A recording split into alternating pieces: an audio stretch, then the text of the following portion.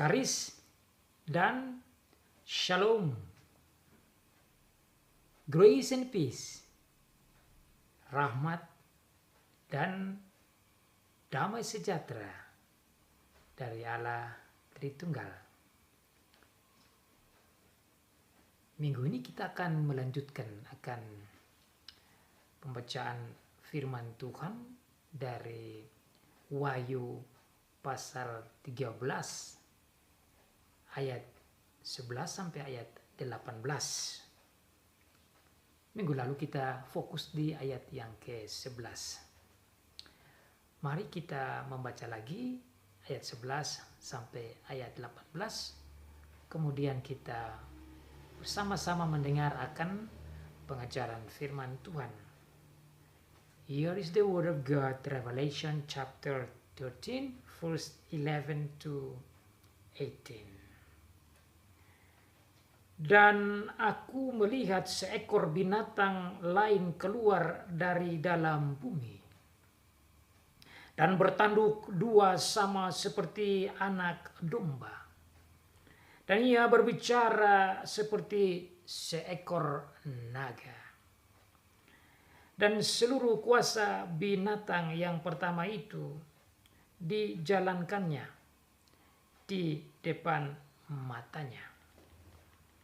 Ia menyebabkan seluruh bumi dan semua penghuninya menyembah binatang yang pertama, yang luka parahnya telah sembuh. Dan ia mengadakan tanda-tanda yang dahsyat. Bahkan ia menurunkan api dari langit ke bumi di depan mata semua orang. Ia menyesatkan mereka yang diam di bumi dengan tanda-tanda yang telah diberikan kepadanya untuk dilakukannya di depan mata binatang itu. Dan ia menyuruh mereka yang diam di bumi supaya mereka mendirikan patung untuk menghormati binatang yang luka oleh pedang, namun yang tetap hidup itu. Dan kepadanya diberikan kuasa untuk memberikan nyawa kepada patung binatang itu, sehingga patung binatang itu berbicara juga dan bertindak begitu rupa, sehingga semua orang yang tidak menyembah patung itu dibunuh.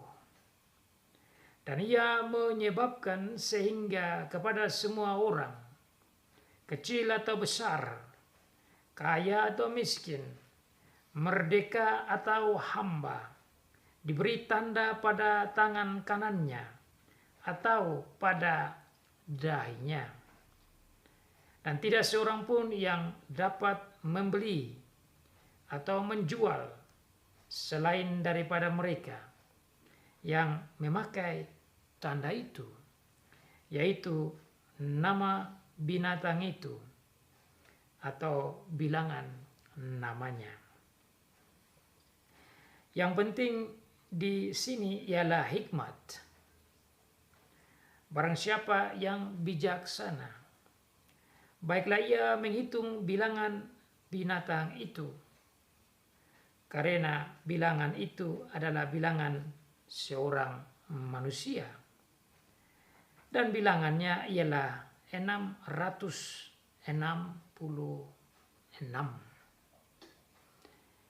So far the reading of the word of God. Demikianlah jauh pembacaan firman Tuhan. Diberkati bagi setiap anak Tuhan yang membaca, yang mendengar, dan yang melakukan firman Tuhan. 666.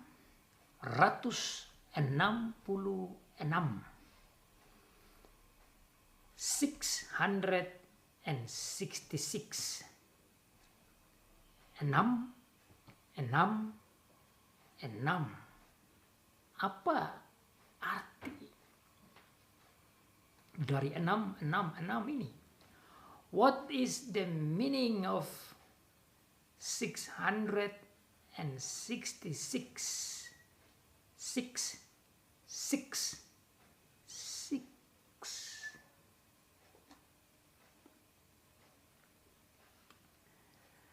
Saudara,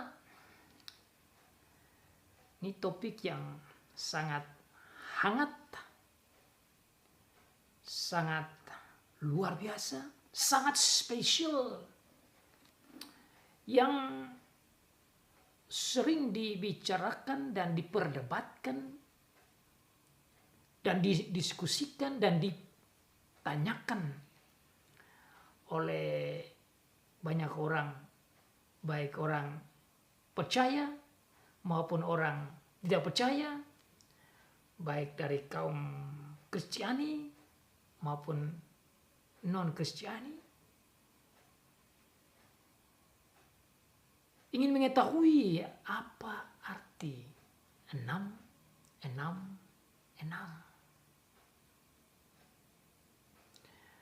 Banyak penafsir memberikan penafsirannya, banyak komentator, bapak gereja, pengkhotbah memberikan pengertiannya masing-masing. Dan bukan saja pada zaman ini, pada waktu ini, tapi juga pada waktu-waktu sebelum, bahkan pada waktu awal tatkala firman Tuhan ini disampaikan kepada gereja-gereja pada saat itu. Saya mempelajari tafsiran, tulisan, pikiran dari berbagai penulis, bapak gereja, dan hamba-hamba Tuhan untuk mengetahui arti dari bilangan 6.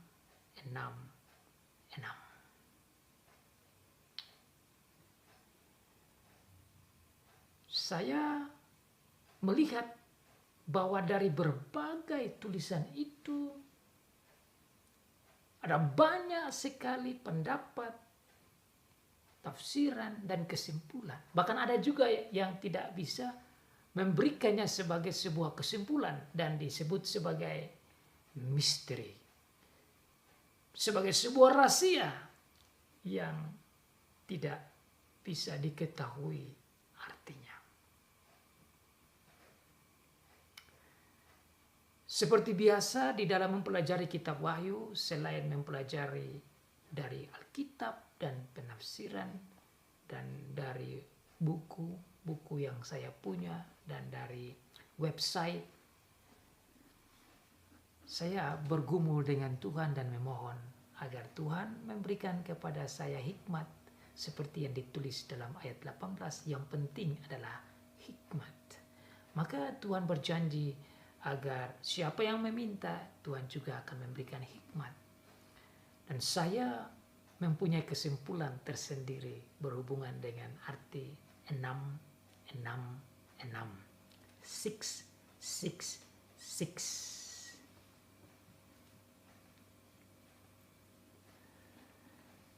Di dalam mempelajari akan Alkitab atau sebuah ayat, ada penting dan ada bijak dan berhikmat kalau kita tidak saja menarik kesimpulan dari ayat itu tanpa harus melihat konteksnya. Tidak bisa kita melihat saja dari ayat itu dan langsung menarik kesimpulan. Itu tidak bijak. Sebab setiap ayat ada di dalam konteksnya.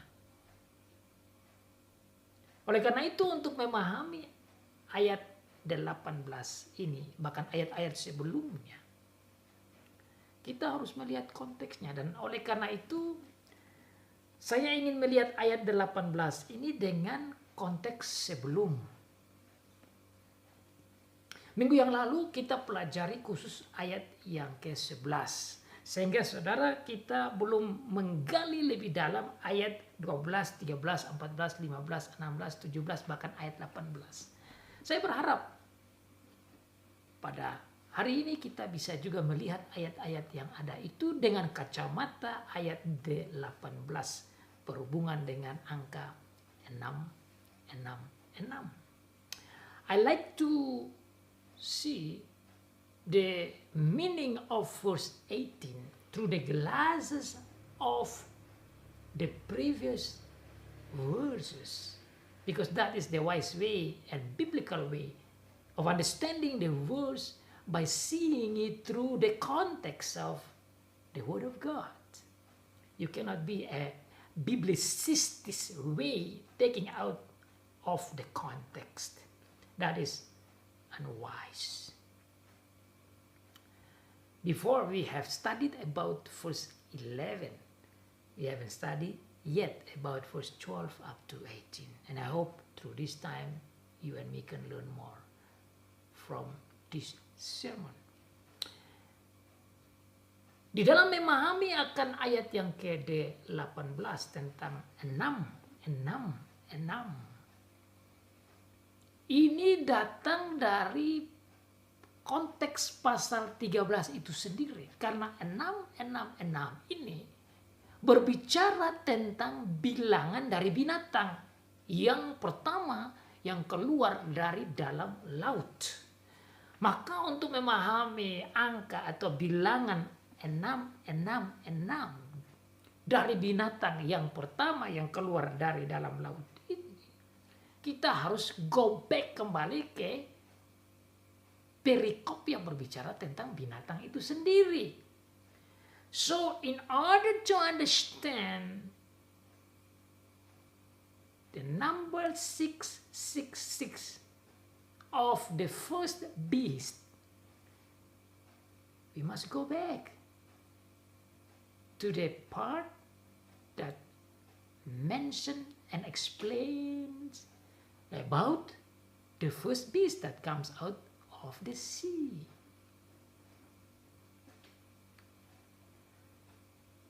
Binatang yang keluar dari dalam laut, saudara tentu masih ingat, dijelaskan di sana bahwa binatang yang keluar dari dalam laut ini mempunyai 7 kepala, mempunyai 10 tanduk, dan mempunyai 10 mahkota.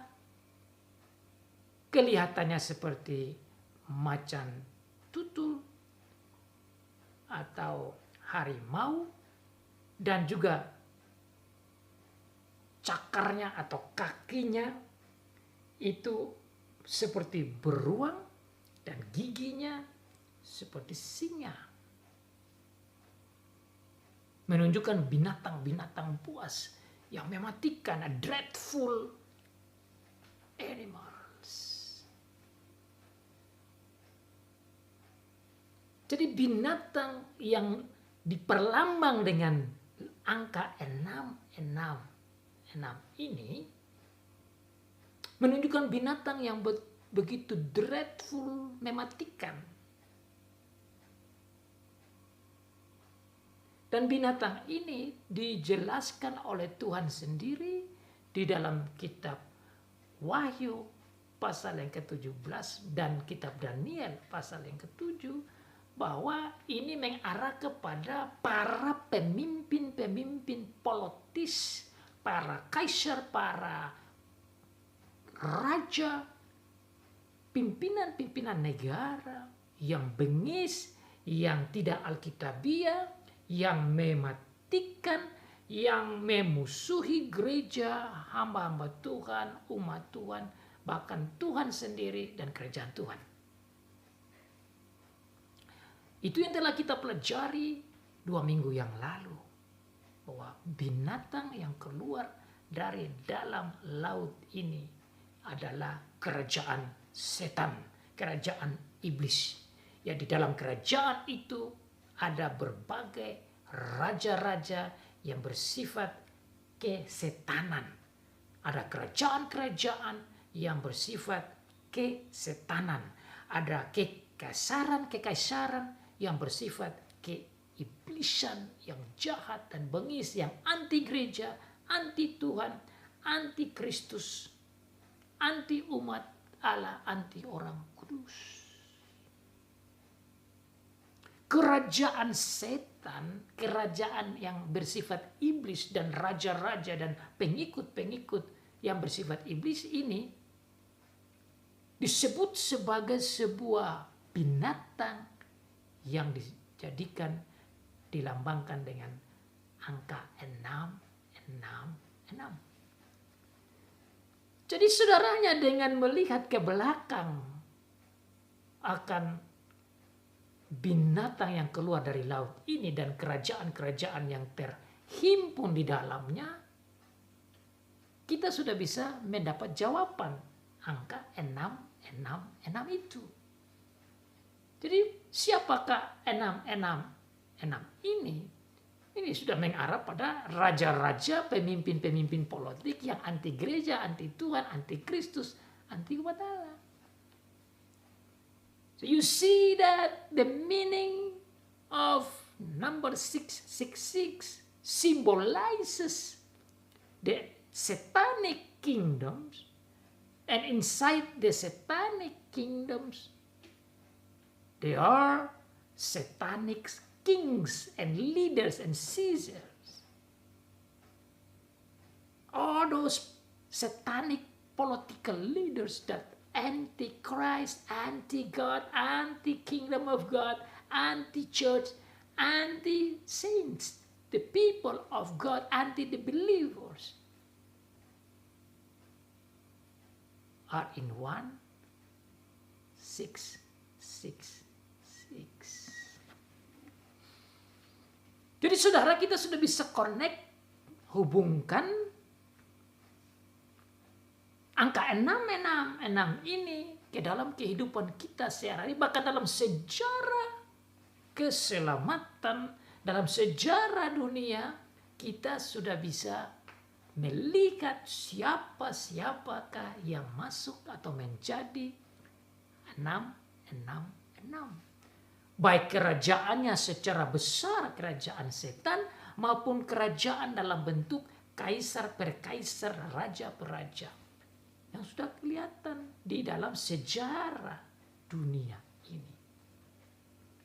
Yang sudah kita melihat baik dalam kekaisaran Persia, Babilonia, Assyria, Romania atau Roma, dengan kaisar-kaisar yang bengis. Tentu tidak salah tatkala pada abad-abad awal para bapak-bapak gereja menafsir bahwa yang dimaksud dengan 666 itu pada waktu mereka itu adalah Kaisar Nero, atau ada lagi kaisar-kaisar yang lain, Claudius.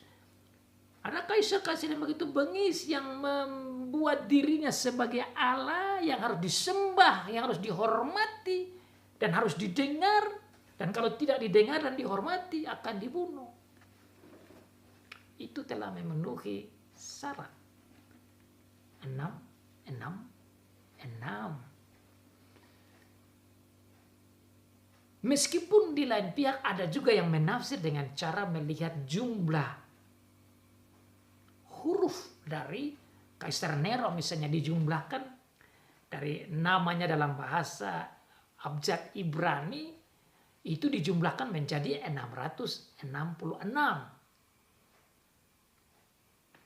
Tetapi saya melihat bukan dari jumlahnya itu, tapi dari sikapnya menunjukkan bahwa kaisar seperti Nero dan Claudius dan yang lain yang membenci gereja, membenci umat Tuhan, memusuhi kerajaan Allah dan Allah sendiri, itu termasuk di dalam 666.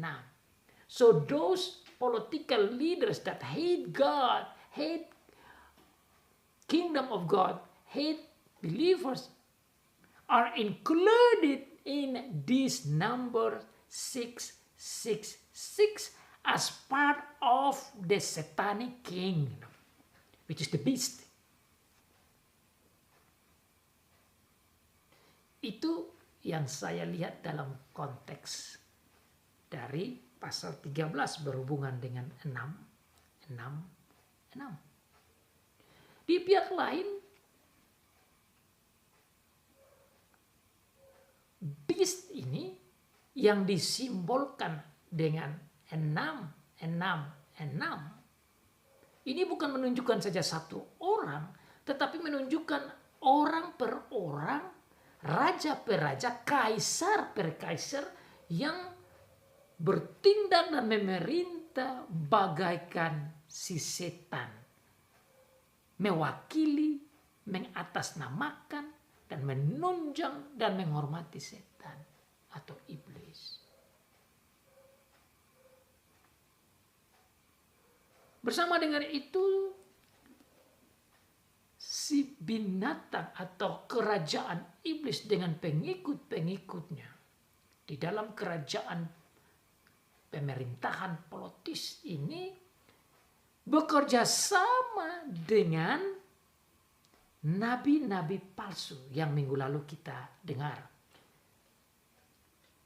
Binatang dengan angka 666. Raja yang ditunjukkan dengan 666. Kaisar yang datang dengan 666. Ini bekerja sama dengan nabi-nabi palsu yang minggu lalu kita belajar. Yang datang bagaikan domba, tetapi kalimat pengajaran, arahan, guidance, khotbahan, isi-isi pengajaran yang dia sampaikan mengarah pada penghormatan, pemujaan, penyembahan kepada iblis, kepada binatang yang disebut 666. Oleh karena itu saudara, dalam ringkasan pasal 13 ayat 12 sampai dengan 18 yang belum saya jelaskan minggu yang lalu, ini menunjukkan arah kepada penyembahan, penghormatan, dan pemujaan kepada binatang atau kerajaan setan. Tentu setan sendiri. Itu saudara bisa lihat di dalam ayat 12 yang tadi kita baca. Nabi palsu yang datang seperti Tuhan Yesus, tetapi berhati berlidah naga, berlidah setan, yang manipulatif, yang menggerakkan orang untuk menyembah iblis, menyembah binatang dan kerajaan si iblis itu datang dengan strategi tersendiri yang saya lihat ada 3 poin penting dalam ayat 12 sampai 18. Yang pertama, dia datang dengan cara mengadakan tanda-tanda yang mana tanda-tanda itu dia mampu buat oleh karena kuasa yang diberikan oleh iblis kepadanya. Dan seluruh kuasa binatang yang pertama itu ayat 12 dijalankannya di depan matanya. Ia menyebabkan seluruh bumi dan semua penghuninya menyembah binatang pertama yang luka parahnya telah disembuh. Iblis dengan kerajaannya memberikan kuasa kepada nabi palsu bersama dengan yang mewakilinya, yaitu semua nabi-nabi palsu, Kristus palsu, pengajar-pengajar palsu yang seakan-akan bagus, seakan-akan surgawi, seakan-akan baik, seakan-akan mau menyelamatkan, tapi justru membunuh secara halus. Ini yang dibuat oleh nabi palsu yang dipimpin oleh iblis. Jadi nabi palsu yang datang bagaikan domba yang manis, anak domba yang manis yang mungil, tetapi begitu strategik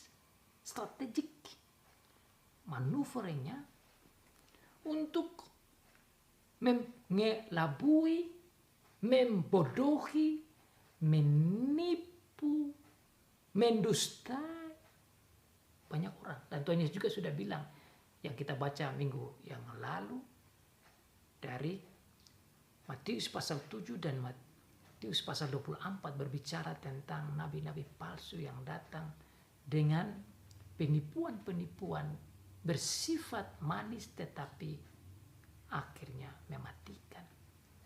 Di sini merupakan gambaran kepada kita bagaimana nabi-nabi palsu ini datang, pengkhotbah-pengkhotbah palsu, pengajar-pengajar palsu yang bersifat rohani, bahkan bisa datang lewat mimbar gereja untuk mengkhotbahkan hal-hal yang mengarah pada pembunuhan manusia, mengarah pada penyembahan kepada binatang, kepada iblis.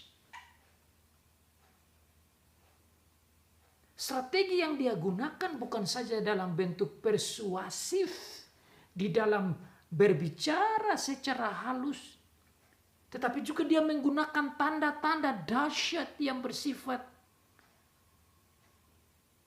heran, menakjubkan. Bahkan dikatakan dia bisa menurunkan api dari langit.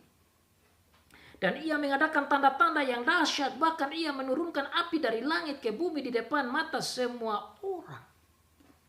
Ini merupakan gambaran bagaimana iblis di dalam menggunakan masa yang singkat dan akhir ini berusaha dengan sekuat tenaga, dengan 7 kekuatannya yang ada di kepalanya, menunjukkan kekuatan yang selengkap-lengkapnya yang dia punya, dia gunakan semaksimal mungkin dalam rangka menyesatkan manusia. Agar manusia tidak menyembah Allah, agar manusia tidak memuliakan Allah, agar manusia tidak menerima Allah, bahkan menerima juru selamat Tuhan Yesus. Dan bahkan menjadi anti-anti Allah, anti-anti Kristus, anti-anti gereja, anti-anti orang percaya, anti-anti kerajaan Allah. Tujuannya untuk membelokkan kepercayaan mereka kepada iblis dan binatang yang disimbolkan dengan 666. Selain strategi dengan menggunakan persuasif atau pengkhotbahan atau pengajaran, dan juga yang kedua dengan pakai tanda-tanda dahsyat yang mana menurunkan api dari langit, bahkan mendapat kuasa untuk membuat patung yang dibuat menjadi bisa berbicara. Itu juga tanda heran yang digunakan untuk mempengaruhi, bahkan dikatakan selain agar menyesatkan bangsa atau manusia di dunia, tujuannya juga yaitu untuk mereka menyembah binatang atau iblis atau dragon atau setan itu. Tapi jangan menyembah Tuhan. Selain menggunakan tanda-tanda itu dan menggunakan kemampuan persuasif, kemampuan mempengaruhi dengan kata-kata yang halus dan manis, juga dijelaskan bahwa si nabi atau nabi-nabi palsu ini datang juga dengan gaya yang tajam, di mana dia menggunakan strateginya agar ada kekuatan politis di dalam, di balik dari kata-kata manisnya itu, agar siapa yang tidak menyembah binatang, artinya tidak masuk dalam kerajaan setan, yang tidak menyembah setan, yang tidak mengikuti cara setan, itu dia bunuh. Jadi bukan dia yang membunuh, tapi dia menggunakan kuasa-kuasa politis, para pimpinan-pimpinan pemerintah, untuk menggunakan tangan besi menganiaya bahkan membunuh orang percaya.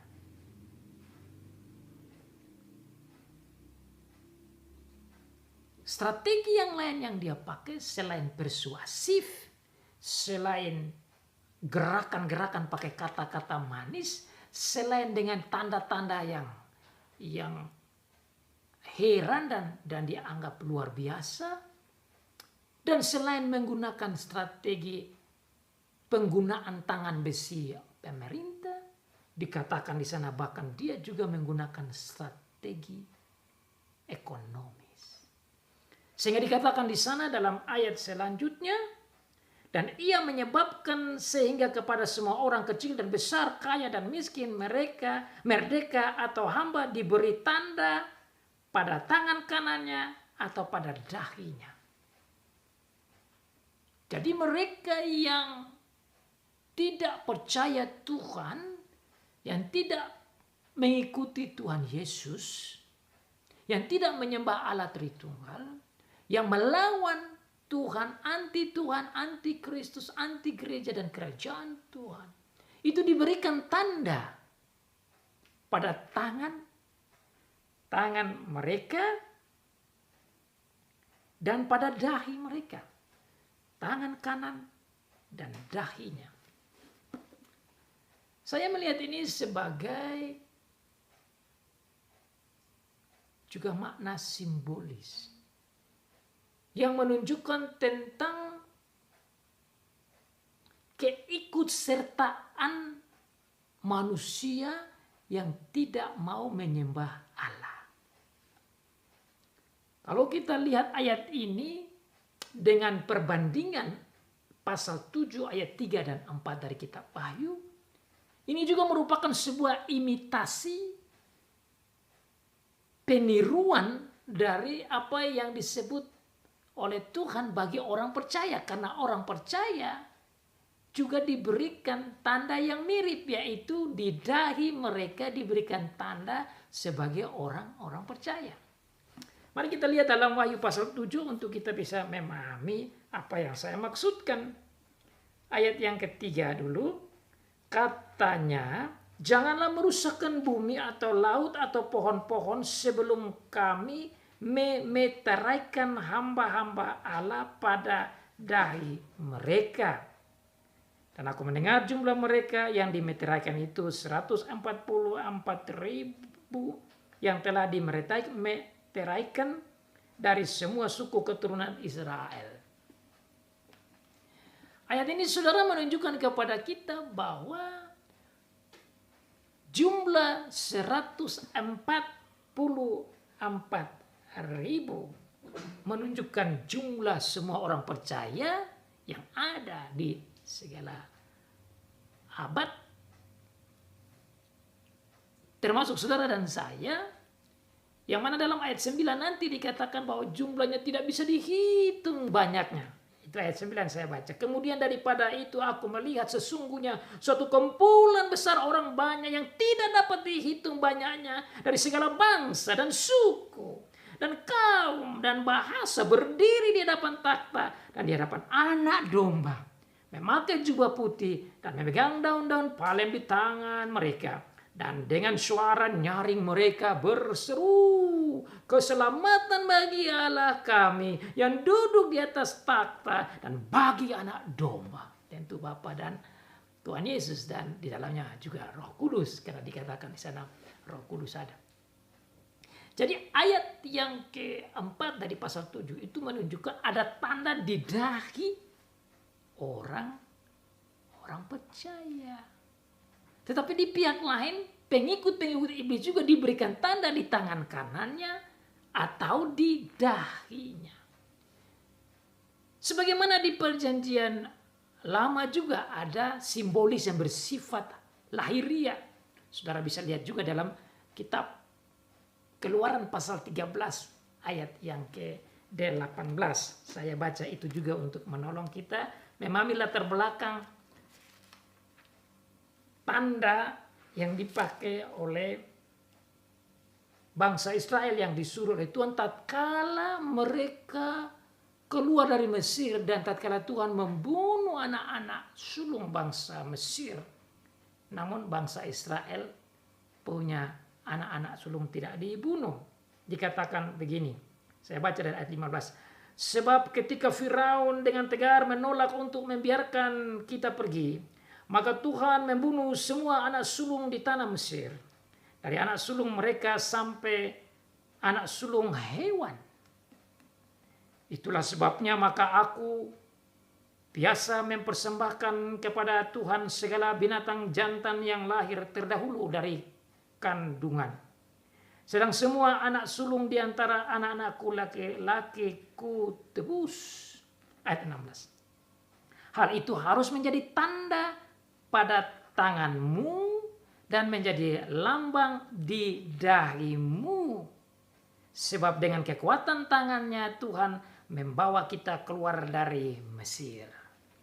Tanda dikasih ke orang Israel di tangan dan di dahi untuk mengingat perbuatan Tuhan yang ajaib di dalam membawa mereka keluar dari Mesir dan menyelamatkan anak-anak sulung mereka, bahkan binatang-binatang kesulungan yang lahir dari binatang, kandungan binatang juga. Jadi ini merupakan kemiripan imitasi dari apa yang Tuhan buat di perjanjian lama.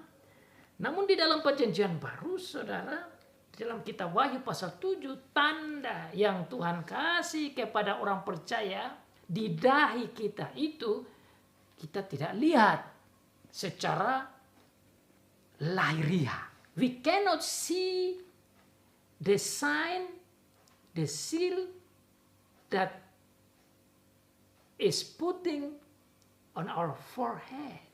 It's actually spiritual sign. Jadi ini adalah merupakan tanda rohania yang tidak bisa dilihat. Dengan kacamata ini, saudara, saya pun melihat yang iblis kasih tanda-tanda ini pun tidak kelihatan. Itu cara saya melihat ayat ini. Iblis dengan binatang 6 dan semua kroni-kroni 6 ini mempunyai tanda di dahi mereka dan tanda di tangan kanan mereka. Tangan kanan itu menunjukkan kekuatan pekerjaan. Dahi menunjukkan pikiran, penglihatan. Tangan yang bersifat kesetanan ada tandanya. Otak, pikiran, perencanaan, keputusan yang bersifat kesetanan ada tandanya. Jadi kita bisa lihat tanda-tanda itu dari actionnya, sikapnya, pikirannya, programnya, kehidupannya. Itu tandanya di situ. Jadi saya melihat dari kacamata itu. Strategi ini yang dipakai oleh iblis lewat binatang yang keluar dari dalam laut dan binatang yang keluar dari dalam bumi, yang dengan penggunaan kekuatan politis dan juga kekuatan spiritual, pemimpin rohani atau nabi-nabi palsu, guna membodohi, guna mendesak dan memaksa manusia untuk tidak percaya Allah, untuk menjadi anti Allah, menjadi menghormati, menyembah iblis dan pengikut-pengikutnya. Bahkan strategi selanjutnya dikatakan dalam ayat yang ke-17, yang tidak menggunakan tanda di tangan atau di dahi itu tidak bisa berbelanja dan berjualan. Maka strategi ekonomi, sistem ekonomi pun digunakan. Ada sistem rohani dipakai, sistem politik dipakai, sistem ekonomi pun dipakai. Dan semua itu dipakai dengan cara kesetanan. Jadi saudara, ada satanic government, pemerintahan, ada satanic spiritual, rohani, kerohanian, yang bersifat rohani, dan ada satanic economy system. Ada sistem ekonomi yang setan, bersifat kesetanan. Ada sistem politik yang bersifat kesetanan, ada sistem kerohanian dan jiwa yang bersifat kesetanan. Ini dipakai oleh si binatang dengan gambaran 6. Jadi saudara sudah bisa melihat tatkala orang berbelanja dan berjualan dengan bentuk 6, dengan bentuk kesetanan, dengan bentuk kejahatan dan penipuan, itu masuk di dalam sistem iblis. Semua ini mengarah kepada kerajaan iblis yang dilambangkan dengan 6. Dengan demikian saudara dan saya kita bisa simpulkan dan kita bisa melihat bahwa tujuan dan arah dari iblis dengan menggunakan binatang dengan 6 ini bukan saja mengarah pada satu oknum saja, tetapi sekaligus untuk semua oknum. Maka saudara, apa yang dikatakan oleh Rasul Yohanes di dalam 1 Yohanes pasal 2 ayat yang ke-18 dan ayat yang ke-22. Bahkan dalam pasal 4 ayat yang ketiga. Bahkan dalam 2 Yohanes pasal 1 ayat 7. Tatkala berbicara tentang antikristus, dikatakan ada seorang antikristus, tetapi juga ada banyak antikristus. There is one, but also many antichrist. Jadi bukan satu antikristus saja, tetapi banyak antikristus. Antikristus yang datang lewat raja-raja, yang datang lewat kaisar-kaisar, yang datang lewat pemimpin-pemimpin politis, yang datang dengan tangan besi. Juga dia datang dalam bentuk pemimpin politis dan pengikut-pengikutnya. Dan antikristus ini juga datang dan membentuk kerajaan dan mempengaruhi orang untuk tidak percaya kepada Tuhan Allah Tritunggal.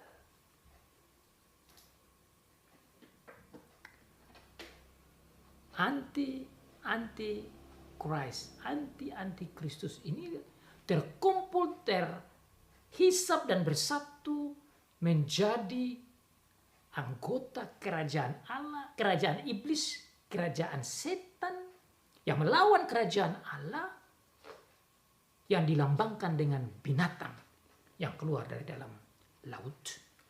Dan yang menggunakan binatang yang keluar dari dalam bumi dengan strategi halusnya, baik strategi persuasif, pengajaran, perkataan, maupun strategi penggunaan tanda-tanda dahsyat, maupun penggunaan strategi ekonomis, dan juga menggunakan strategi halus dengan tangan besi lewat raja-raja dan lain sebagainya untuk menyembah setan, menyembah iblis dan menolak Tuhan.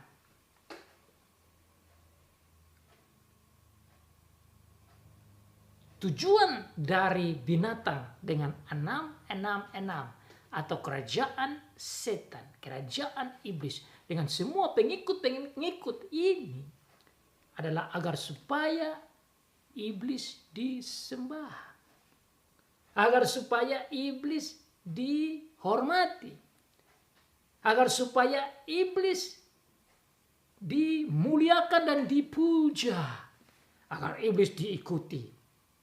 Karena iblis tidak lain yang diperlambang dengan binatang yang keluar dari dalam laut itu. Kerajaannya, seluruh kroni-kroni, baik yang datang lewat pemerintahan politis maupun datang lewat gaya rohani, arahnya pada penyembahan pada iblis. So all the focus and the goals, the point, the target is that bringing the people to worship dragon, to to worship the Satan, the devil, to honor him, to glorify him instead of glorifying God himself. Using all kind of strategies and system, using all kind of his power, using all kind of his ability, his way in using cunning way to drag and draw the people to worship. Makanya saudara lihat di sana ada 3 poin dalam ayat-ayat yang ke-12 dan seterusnya dikatakan dia berusaha agar penghuni dunia menyembah binatang yang pertama. Tentu menyembah iblis arahnya. Dia berusaha supaya menyesatkan mereka yang diam di bumi. Tentu menyesatkan kepada iblis. Dia berusaha supaya mereka menghormati binatang. Ayat yang ke-14 tentu kepada setan. Dia berusaha supaya mereka menyembah patung, yaitu kepada iblis, ayat yang ke-15. Dan dia berusaha supaya orang-orang berbisnis secara kesetanan. Itulah strategi dari binatang iblis yang ditunjukkan dengan angka 6, 6, 6. 6, 6, 6. 6, 6, 6 adalah tanda binatang. 6, 6, 6 adalah angka binatang yang keluar dari dalam laut. 6, 6, 6 menunjuk kepada kerajaan iblis. 6, 6, 6 menunjukkan kepada kerajaan iblis, kerohanian iblis, sistem ekonomi keiblisan, gaya politik kesetanan, dan tentu kehidupan-kehidupan yang bersifat keiblisan. Itulah tanda kehidupan mereka yang terhisap di dalam 6, 6, 6. Jadi saudara, dari hal ini saya harap saudara bisa paham bahwa yang dimaksud dengan 6, 6, 6 itu tidak kepada satu orang saja, tapi lebih dari satu orang yang ada di dalam kelompok binatang itu. 6, 6, 6 adalah tanda binatang yang keluar dari bumi. 6, 6, 6 yang adalah binatang menunjukkan kerajaan setan. Di dalam kerajaan setan itu 6, 6, 6 itu ada raja-raja yang bersifat bengis. Raja-raja setan yang juga masuk dalam 6, 6, 6. Di dalam 6, 6, 6 itu ada raja-raja yang berjiwa seperti singa, seperti beruang, seperti harimau, macan tutul. Dan di dalam 6, 6 itu juga ada penggunaan strategi manis tetapi racun lewat para pengkhotbah, para pengajar yang begitu manis persuasif dengan berbagai macam strategi, baik strategi ekonomi, strategi rohani, strategi keanehan yang dibuat seperti keajaiban dan tanda-tanda dahsyat yang dibuat agar supaya mereka menyembah iblis. 6, 6, 6. Agar mereka masuk di dalam kerajaan iblis. 6, 6, 6. Agar mereka mengikuti raja-raja yang menolak Tuhan yang ada di dalam 6, 6, 6. Itu cara saya melihat 6, 6, 6. That is for me the meaning of 666. It connects or symbolizes satanic kingdoms, satanic kings, satanic Caesars, satanic political leaders, satanic prophets, satanic teachers and preachers. that bring people to worship Satan, to worship the devil, to honor the devil, to glorify the devil, to fear the devil instead of glorifying, fearing God. Tujuannya dari kerajaan 666, raja pemerintah 666 adalah untuk menggerakkan, menyesatkan orang, menyembah setan, masuk dalam kerajaan setan,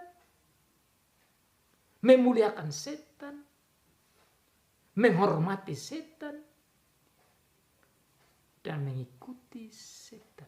Itulah 666.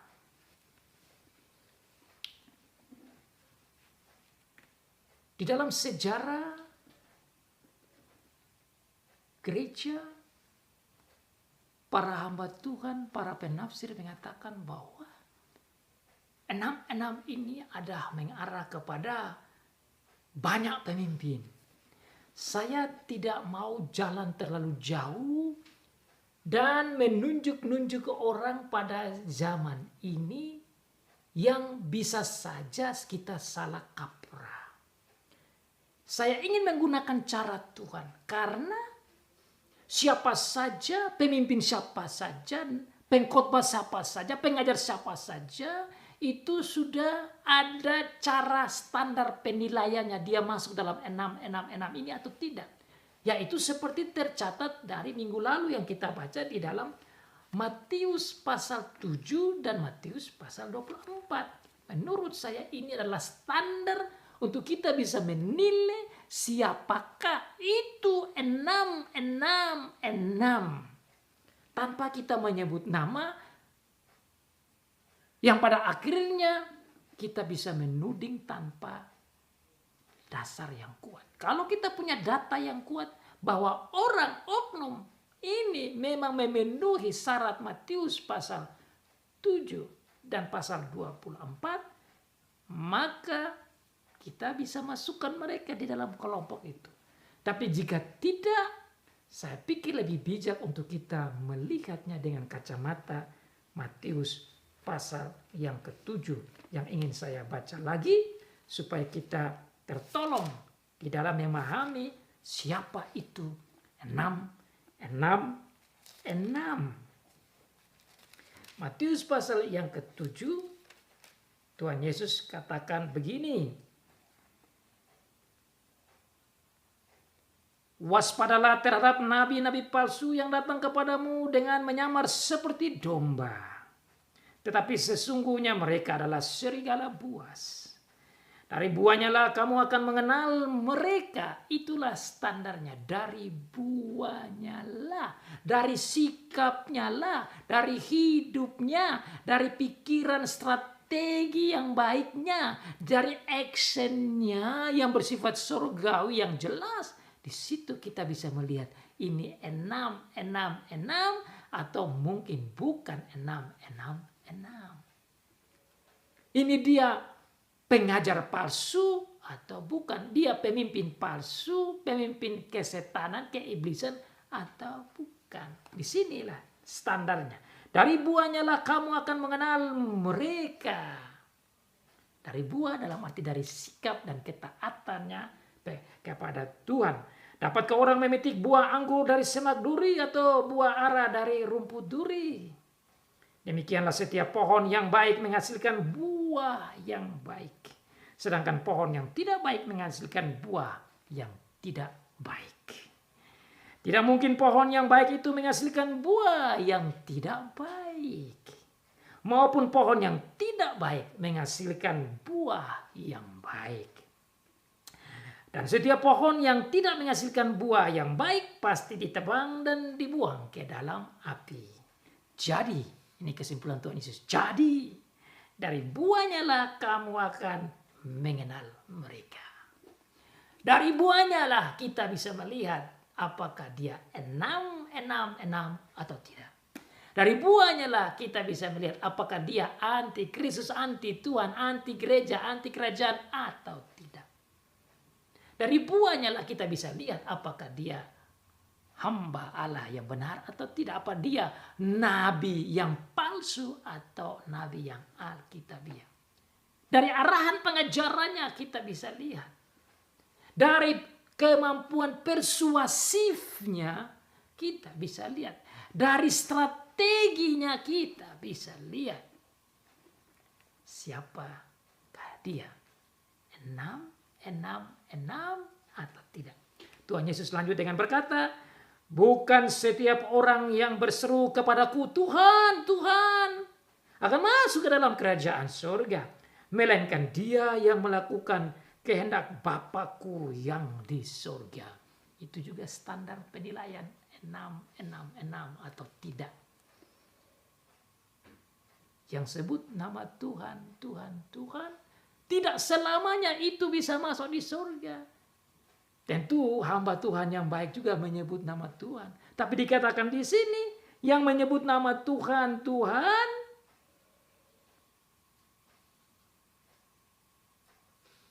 tidak akan masuk di surga kalau mereka tidak melakukan kehendak Bapa. Harus melakukan kehendak Bapa yang menjadi buah bukti kehidupan dari orang tersebut. Pada hari terakhir banyak orang akan berseru kepadaku, Tuhan, Tuhan, bukankah kami bernubuat demi namamu dan mengusir setan demi namamu dan mengadakan banyak mujizat demi namamu juga? Pada waktu itulah aku akan berterus terang kepada mereka dan berkata, aku tidak pernah mengenal kamu. Enyala daripadaku kamu sekalian pembuat kejahatan. Saudara lihat di sini, ini menunjukkan kelicikan dari nabi-nabi palsu, pengajar-pengajar palsu yang mengarah kepada pelaksanaan tugas dari 6. Matius 24 juga Tuhan Yesus berkata, khususnya ayat 24, berbicara tentang ini. Saya baca dari ayat 23. Pada waktu itu jika seorang berkata kepadamu, lihat Mesias ada di sini atau Mesias ada di sana, jangan kamu percaya. Sebab Mesias palsu atau Kristus palsu dan nabi-nabi palsu akan muncul dan mereka akan mengadakan tanda-tanda dan yang dahsyat dan mujizat-mujizat sehingga sekiranya mungkin mereka menyesatkan orang pilihan juga. Camkanlah, aku sudah mengatakannya terlebih dahulu kepadamu. Jadi apabila orang berkata kepadamu, lihat, ia ada di padang gurun, janganlah kamu pergi ke situ. Atau lihat, ia ada dalam bilik, janganlah kamu percaya. Sebab sama seperti kilat memancar dari sebelah timur dan melontarkan cahayanya sampai ke barat, demikian pula lah kelak kedatangan Anak Manusia. Di mana ada bangkai, di situ burung nasar berkerumun. Jadi saudara, ayat-ayat ini menunjukkan kepada kita standar penilaian tentang siapakah itu 6. Siapakah itu yang masuk di dalam anggota binatang yang keluar dari dalam laut. Siapakah itu yang masuk di dalam anggota kerajaan si iblis, si setan, si ular tua, si naga ini. Terus kita mau tanya lagi, kenapa kok 6 bukan 4 4 4 3 3 3 1 1 1? Kenapa di sini kok 6 6 6? Saya coba meneliti ini dengan membaca berbagai buku dan merenungkan dan bergumul dengan Tuhan. Dan saya setuju bahwa kenapa disebut 6 sebagai sebuah bilangan yang mengarah pada kerajaan setan dan setan itu sendiri. Angka 6 itu menunjukkan suatu angka yang tidak sempurna. Angka yang tidak lengkap. Sementara angka 7 itu menunjukkan kelengkapan, kesempurnaan. Jadi angka 666 menunjukkan kepada ketidaksempurnaan, ketidaklengkapan. 666 shows the incomplete number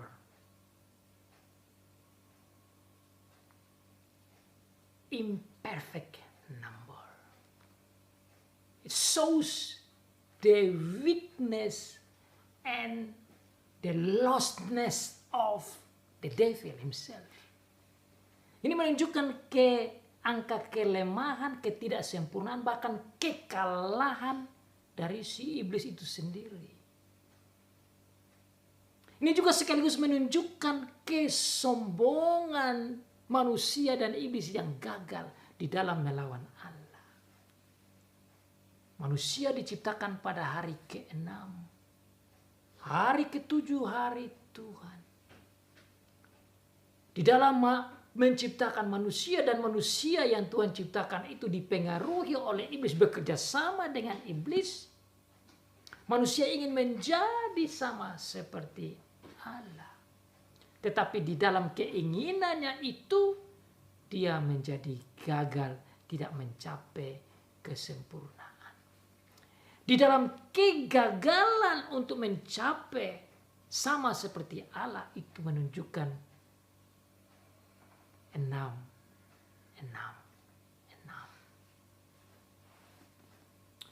Hanya Tuhan sajalah yang sempurna.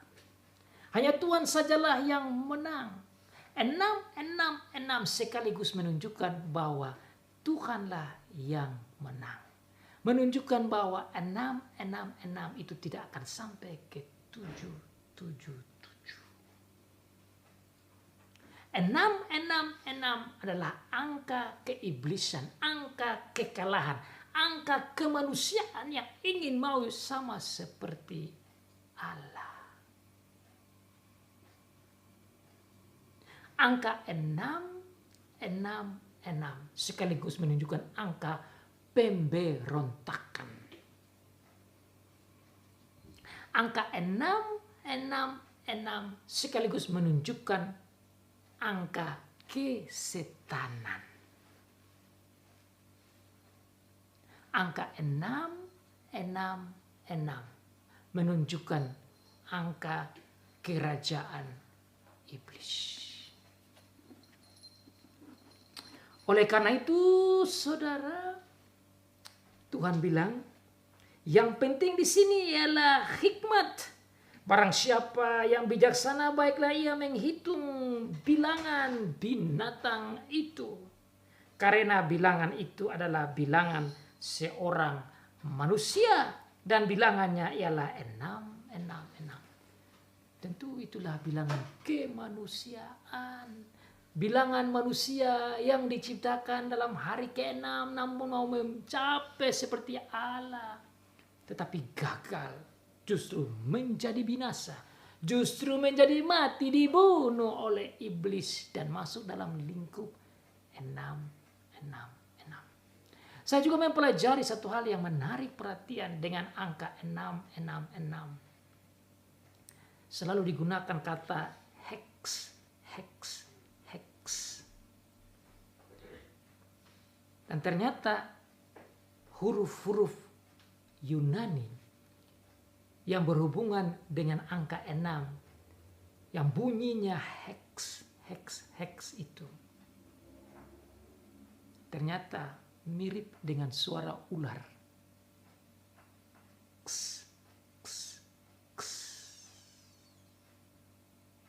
Itulah huruf 6.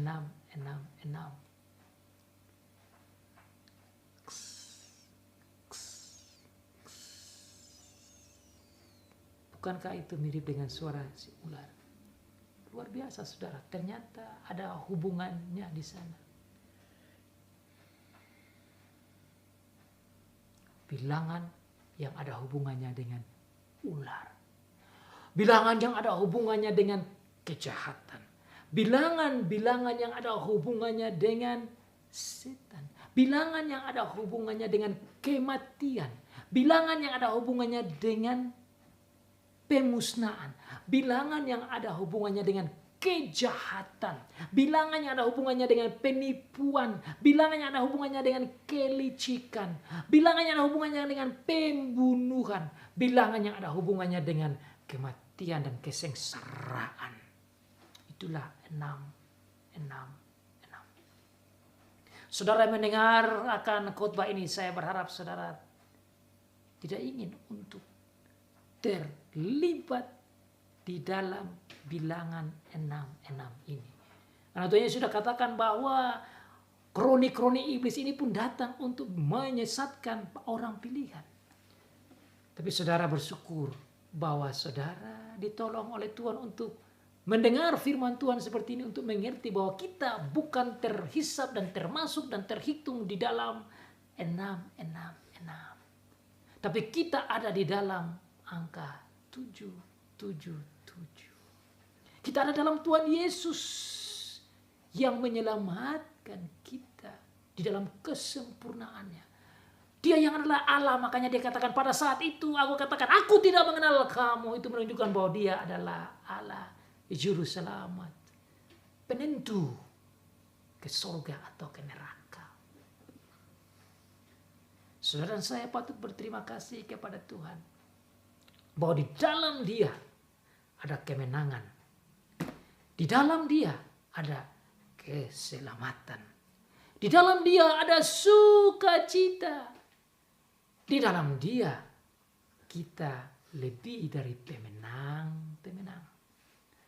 Oleh karena itu saudara, meskipun dalam pasal yang ke-13 ini bicara secara dalam tentang binatang yang keluar dari laut dan dari dalam bumi, tentang setan dan segala macam strateginya, tentang setan dan kekuatan-kekuatannya, tentang setan dengan kroni-kroninya, tentang setan dengan strategiknya, tentang setan dan simbol-simbol kesetanannya, tentang setan dan anggota-anggota kerajaannya, dengan semua kebolehan dan semua kekuatan maksimal yang dia punya.